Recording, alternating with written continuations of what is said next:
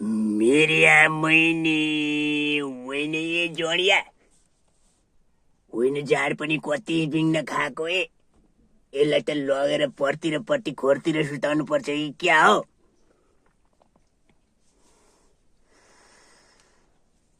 तेरो है त्यहाँ पाँडेलाई छ नि म फेरि यस्तो हाँस नि फेरि 10 रुपियाँ पैसा मागेको दिनु छैन अहिले रक्सी खाइस् भन्दै हगास मेरी बहिनी होइन तँलाई रक्सी खानलाई पैसा मैले दिनुपर्ने होइन। कुरो सुन्दा पनि कस्तो अचम्म लाग्दो कुरो गर्छ।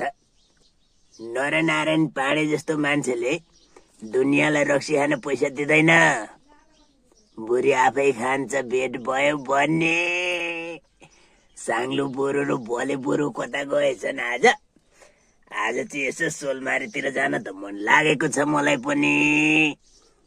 तिमीहरूको चाहिँ सोलमारी नै हुन्छ जताखेरि पनि आफ्नो चाहिँ गाउँ पनि सोलमारी घर पनि सोलमारी बजार पनि सोलमारी जता पनि सोलमारी। तर म अर्काको चाहिँ खाइन है फेरि। मलाई यसो हेर्दाखेरि माते जस्तो त देखिँदैन होइन, तर आज मोटरसाइकल चाहिँ मै कुदाउँछु। तिमीहरूलाई आज घर पुऱ्याउने मान्छे नै मै हो।